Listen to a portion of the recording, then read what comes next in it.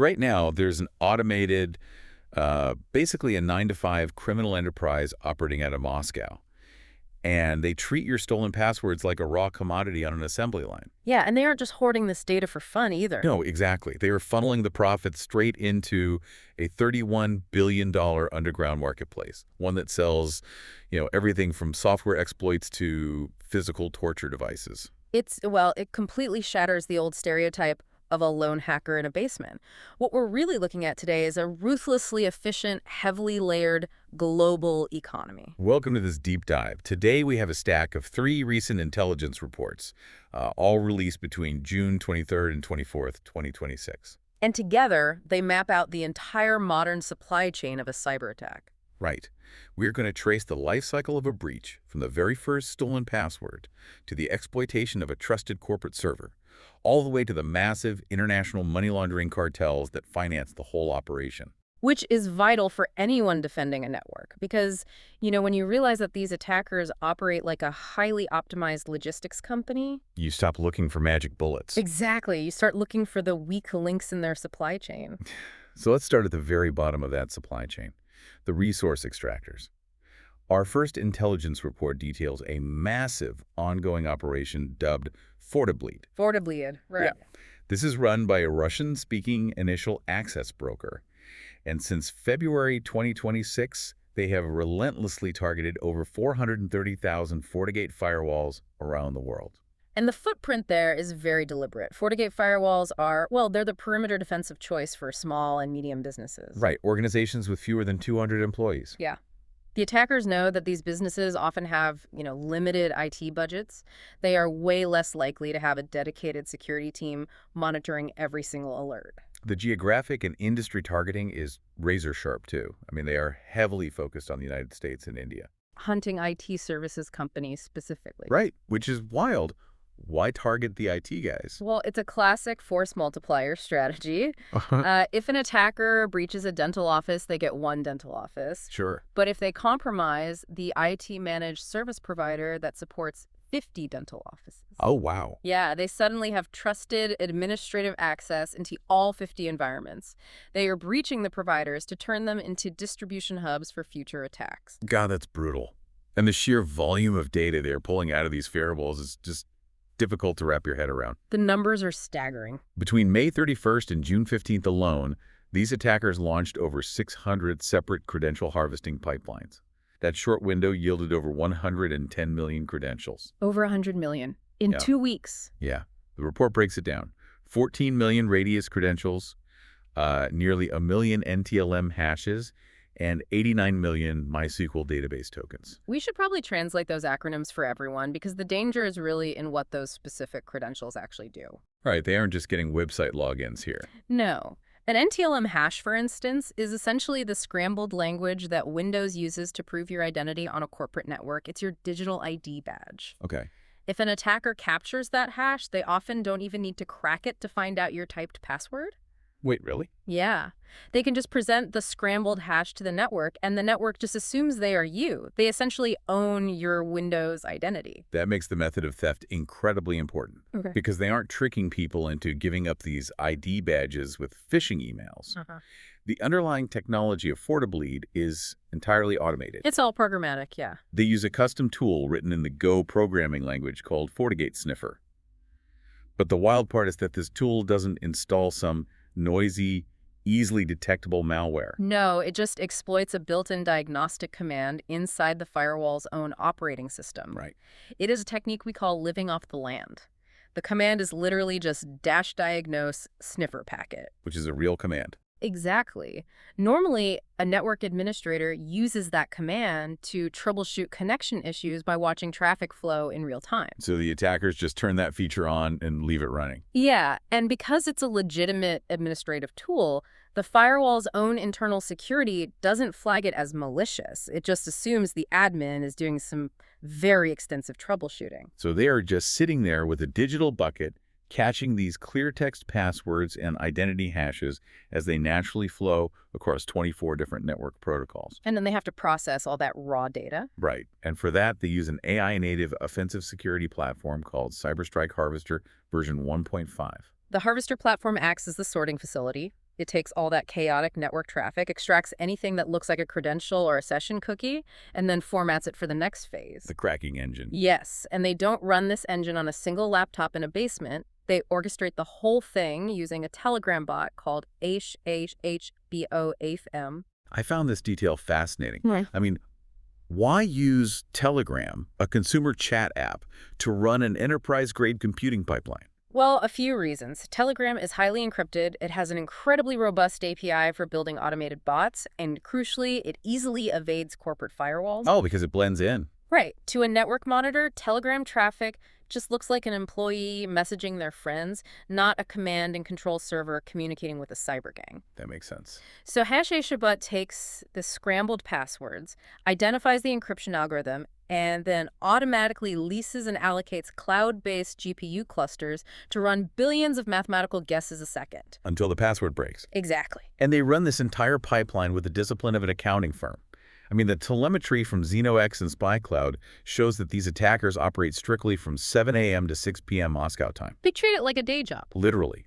They run the extraction in exact 300-minute cycles. Every 60 seconds, the system spits out automated status reports on cracking successes and timeouts. It just proves that we are dealing with a standardized, industrialized process. They have shifts, they have performance metrics, and they treat stolen data like a raw commodity on a conveyor belt. Hold on, though. The report explicitly notes that this group isn't using a zero-day vulnerability. Right. They haven't discovered some secret, unpatchable flaw in the Fortinet software. So if they don't have a magic key to break into these firewalls, how are they getting inside to turn on the sniffer in the first place? They are using what Arctic Wolf refers to as the credential feedback loop. Feedback loop. Yeah, the attackers aren't breaking the lock. They're using keys that network admins accidentally left in the door. Oh, I see. They take the millions of passwords they cracked yesterday and they automatically test them against new firewalls today. So they are exploiting organizations that reuse old passwords or use weak administrative passwords. Or that simply fail to turn on multi-factor authentication. It is a self-sustaining engine. They use stolen access to steal configurations, which contain more passwords, which grant them access to new targets tomorrow. And the report highlights how they ensure they never lose that access once they have it. Right. Once they are in, they silently create fake administrator accounts to act as permanent backdoors. ZenoX found one specific account pair, the username adminin, and the password itadmin at 888. Adminin. Notice the naming convention there. Yeah, and that was planted across nearly 4,000 distinct firewalls. Right. By naming the account admin, they are trying to visually blend in with legitimate system accounts. Oh, like a typo. Exactly. If an overwhelmed IT manager is quickly scanning a list of 50 users, their brain might just read it as admin and skip right past it. It is psychological camouflage. Man. So if you manage a network at a small business, this first report is the ultimate wake-up call. You are not up against a lone wolf looking for a challenge. Not at all. Your network is being continuously mapped and tested by an automated logistics machine. But pulling millions of low-level passwords is just the first step. A password is just a key. Attackers still need to find a highly lucrative door to unlock. Which brings us to the exploitation phase of the supply chain. Because while the FortiBleed bots are harvesting the perimeter, other specialized groups are scanning the horizon for massive enterprise targets. Targets that have accidentally left their core infrastructure exposed. Exactly. So let's talk about the newly disclosed vulnerability in Cisco's Unified Communications Manager. This is tracked as CVE 2026-2230, carrying a severe 8.6 rating. It's a nasty one. Yeah, it's a server-side request forgery, or SSRF, vulnerability, and a group called Diffuse Cyber has already documented active exploitation in the wild. But how does an SSRF actually function? Well, an SSRF flaw is essentially a betrayal of trust. You can think of a corporate server like a bank teller who has full clearance to walk right into the vault. Okay, right. So an SSRF vulnerability happens when an attacker figures out how to hand that teller a forged instruction, and the server just doesn't properly scrutinize the request. Because they trust the teller. Exactly. It executes the instruction on behalf of the attacker. The vault security systems don't sound the alarm because, from their perspective, it's just the trusted teller doing the work. So the firewall trusts the server, completely ignoring the fact that a remote attacker is pulling the strings. Right. In this Cisco vulnerability, the attacker uses that forged instruction to write malicious files directly into the server's underlying operating system. And once those files are written, Cisco warns that the attacker can escalate their privileges all the way to root access, complete control over the machine. And that is catastrophic, given the nature of the software. I mean, Cisco Unified Communications Manager is the central nervous system for enterprise telecom. Oh, absolutely. It handles desk phones, video conferencing, internal messaging. It's the absolute core communications of a Fortune 500 company or a major hospital system. So gaining root access there allows an attacker to intercept communications, map the internal network. And deploy ransomware at the deepest possible level. Right. But there is a massive caveat in the report. The specific service inside the Cisco software that contains this flaw is called WebDialer. WebDialer. And Yep. Cisco ships the software with WebDialer disabled by default. So if the vulnerable component is turned off out of the box, why are highly sophisticated attackers bothering to actively scan for it? Because enterprise environments are incredibly messy. What do you mean? Well, over the years, IT administrators will turn on legacy features like WebDialer to support an old application or maybe integrate a specific piece of hardware. Right. And then 5 years later, the person who turned it on leaves the company. And the feature just stays running in the background, completely forgotten. There's a rusty side door propped open. Exactly. The attackers know they only need to find a handful of these forgotten, misconfigured servers to gain root access to highly lucrative organizations. The payoff for finding one single oversight is immense. So for anyone managing Cisco telecom infrastructure, the immediate action item here is to audit your environment today. You need to check your Cisco Unified serviceability settings. Definitely. Look specifically at your CTI feature services.